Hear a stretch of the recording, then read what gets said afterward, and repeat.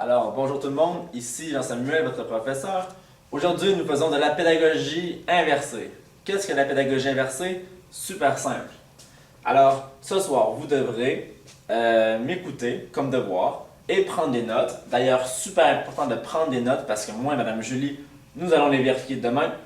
Et ensuite, nous allons faire les devoirs demain matin et nous serons avec vous pour vous aider à faire les devoirs. D'accord? Donc, c'est super important aujourd'hui de m'écouter, de prendre des notes et d'être attentif. D'accord? Sinon, vous pouvez toujours arrêter ou faire jouer la vidéo quand vous voulez avec le petit bouton ici que vous avez sûrement sur votre écran. Êtes-vous prêts? On y va! Alors, avant de plonger dans la superdonnée complétive, nous allons revoir ensemble qu'est-ce qu'une superdonnée. Alors, évidemment, on peut répondre à cette question en une phrase, c'est-à-dire, c'est une phrase enchâssée, comme dirait Millien comme ça, dans une autre en utilisant un subordonnat. Qu'est-ce qu'un subordonnat? On l'a vu dans le cas de la subordonnée relative, c'est un petit mot qui va en fait commencer la subordonnée. Donc, nous avons les classiques, qui, que, où, dont, et il y en a beaucoup d'autres, comme nous allons voir aussi. Donc, pour faire un petit tableau, aujourd'hui, qu'est-ce que nous allons faire? Nous allons voir la complétive et nous allons la comparer avec quelque chose qu'on connaît déjà, c'est-à-dire la subordonnée relative. D'accord? Donc, nous allons les comparer, analyser c'est quoi leur différence et leur ressemblance. Un petit récapitulé pour la subordonnée relative que nous avons vu la semaine dernière. Premièrement, il n'a qu'une seule fonction, c'est-à-dire celle de complément du nom. Je vous ai fait un petit exemple ici. La patate que je mange est bonne. Évidemment, la subordonnée est que je mange et elle complémente, elle précise le mot patate. D'accord? Autre chose, elle est effaçable. Donc, si je veux, je peux tout simplement la rayer et ma phrase va encore faire du sens complètement. D'accord? Et finalement, elle commence toujours par un pronom relatif. C'est bon? Ça, c'est un résumé de la subordonnée relative. Pour la complétive, alors, elle complète un peu la phrase. C'est-à-dire que, comme j'ai écrit en dessous, on ne peut pas vraiment l'effacer. Elle n'est pas vraiment effaçable. Nous allons voir les exemples suivants de quoi je parle. Et elle a finalement plusieurs fonctions. Elle peut être complément direct du verbe, elle peut être complément indirect du verbe, elle peut être complément de l'adjectif, et finalement, tout comme la relative, elle peut être complément du nom. D'accord? Nous allons voir quelques exemples pour prouver tous ces points-là. D'accord?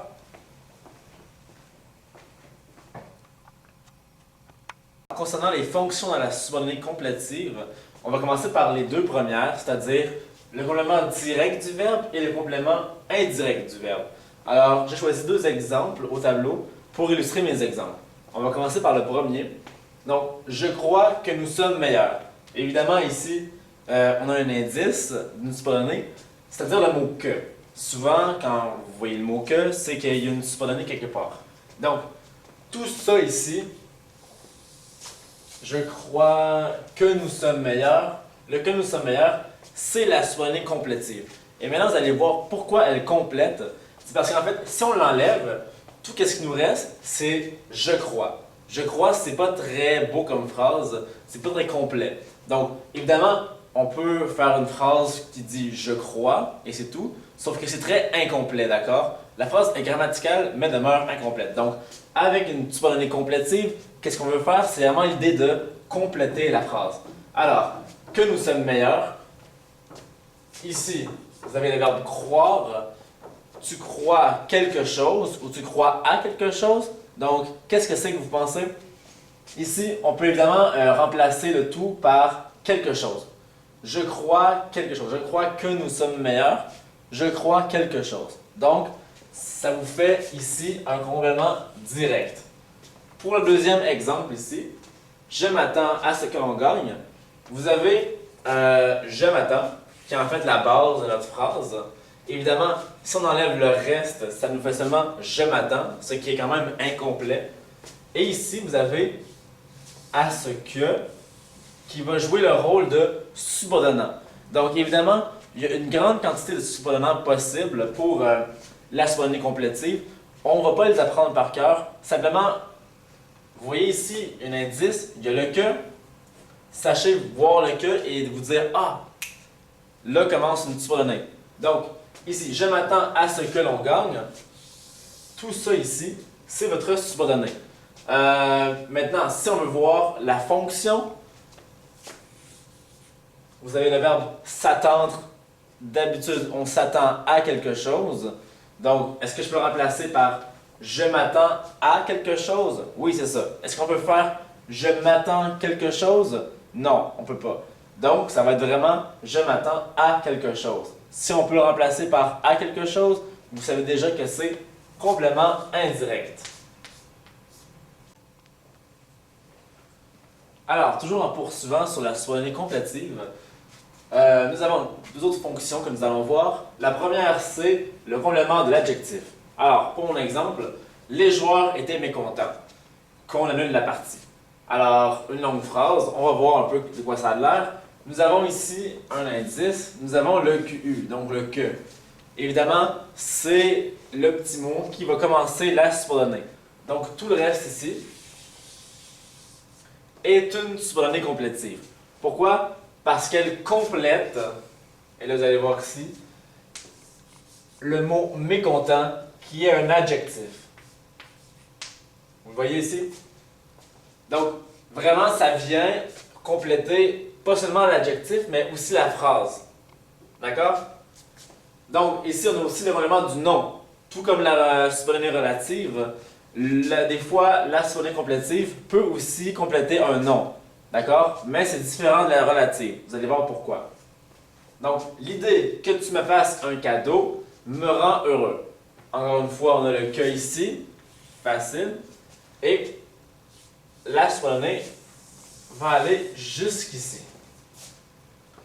Donc, si on enlève cette subordonnée-là, ça me donne l'idée me rend heureux. Évidemment, c'est une phrase qui est correcte au sens vu grammatical, mais quand on considère la phrase du début, on parle vraiment pas de n'importe quelle idée, mais bien de l'idée que tu me fasses un cadeau. Donc, en ce sens-là, la subordonnée complétive vient vraiment donner du sens et compléter la phrase. C'est ça qui est super important en fait. Et aussi, remarquez, j'aimerais que vous remarquiez les verbes, d'accord? Alors, nous avons ici verbe au présent, verbe au subjonctif. Verbe au présent, verbe au subjonctif. Donc, en général, dans les subordonnées complétives, nous allons avoir le premier verbe qui va être au présent et dans la subordonnée même, il va y avoir un verbe qui va être au subjonctif. As-tu compris? Et finalement, la dernière fonction qu'on va voir aujourd'hui, je viens de vous la rajouter parce qu'elle est super importante, c'est le complément du verbe impersonnel. Monsieur, je comprends pas! Bon, déjà, j'entends du monde qui disent c'est quoi un verbe impersonnel? C'est super simple. Vous voyez ici, vous avez une phrase, vous avez un verbe, le premier verbe, il faudrait, et je voudrais que vous regardiez ici le il. Est-ce que le il, vous pensez que c'est une personne? Non. J'espère que vous avez répondu non à la maison. Alors le il, c'est un il impersonnel. Il ne représente absolument rien. Quand on dit il faudrait, on ne parle pas d'une personne en particulier, on parle en général. D'accord? Donc, dans la phrase ici, il faudrait que, indice, nous avons ici la subordonnée. Qu'est-ce qu'on a ici? Un complément du verbe impersonnel. Il n'y a pas de direct ni d'indirect. Dès qu'il y a un verbe impersonnel, en fait, et que c'est son complément, ça devient un complément tout court, comme ça. D'accord?